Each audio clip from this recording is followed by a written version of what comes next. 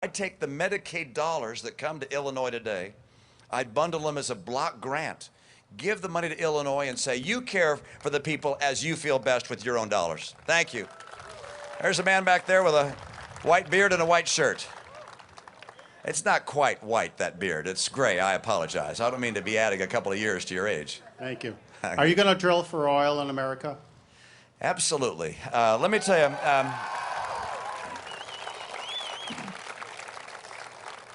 we've got oil in North Dakota. I mean, I heard the president the other day say, you know, we've only got 2% of the world's oil reserves. We're in real trouble. We use 20% of the energy and only 2%. Well, he knows better than that.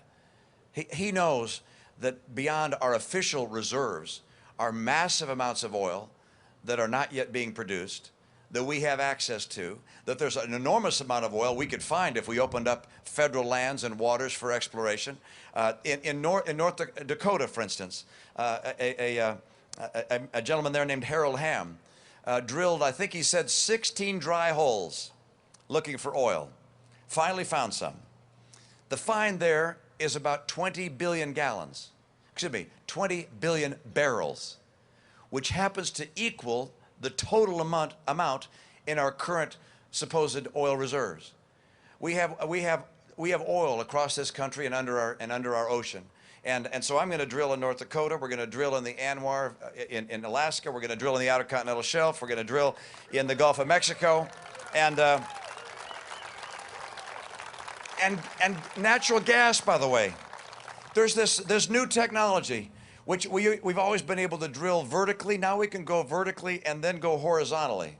And we can tap in very deep to pockets of oil and gas. And as a result of that, we've got about 100 years of natural gas supply. And by the way, if you haven't checked, natural gas is much, much cheaper on a comparable basis than oil because of this huge supply. Let's get that gas piped.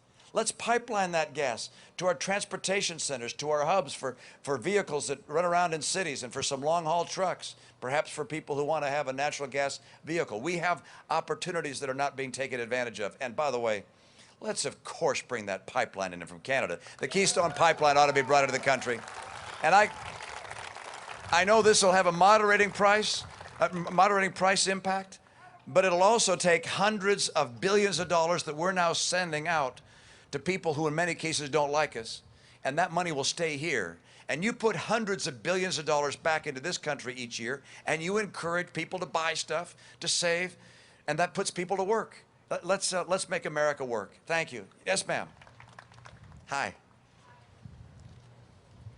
I'd like to ask you about the executive order that was just signed this past Friday that allows the government to confiscate property and personal possessions and not during an act of war. Isn't this a legalized way to allow martial law? And how can the executive branch get away with something like this in the United States of America? Yeah, thank you. I have not seen that executive order, so I'm afraid I can't speak to the specifics of that executive order. Congressman, he isn't familiar with it either, so I'll look at the particular order. But I can tell you that I saw something, I think it was on ABC, it was on Fox with John Stossel the other day, where he followed a couple in Idaho.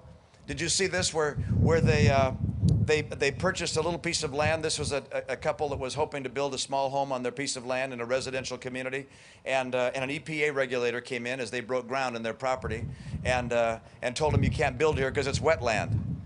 And they said, well, this is not on the wetland register. It doesn't show it on any plot plan here. I said, well, that's too bad. It's wetland. And they were told they had no legal recourse. They couldn't go to the courts. This is the EPA regulator's final decision, and they simply can't build on their own land. This kind of overreach by regulators reminds you about those old jokes from years ago that people weren't safe when Congress was in session. We're not safe at all right now when you have regulators that are on the prowl.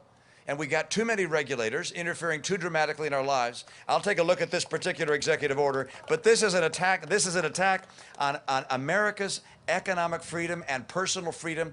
And don't forget, this is not just some ethereal concept of freedom. Freedom is what powers our economy and puts us to work. A strong economy is what allows us to have a military that can protect us. A strong economy is what allows our kids to have good jobs and bright prospects. A strong economy is what allows us to afford education and health care. We need a strong economy, and a strong economy is dependent upon economic freedom. And every attack on freedom and economic freedom imperils the future of this country. It must stop. If I'm the president, it will stop. You might think I'm going to go on forever tonight, but I'm not going to. I will also stop right now, but I want to say thank you to you for your support, for your help. I look forward to saying hello to you. You guys are the best for being here. I can't get over the huge audience, the great support. Get out and vote tomorrow. I need your help. Thanks, you guys. Appreciate it.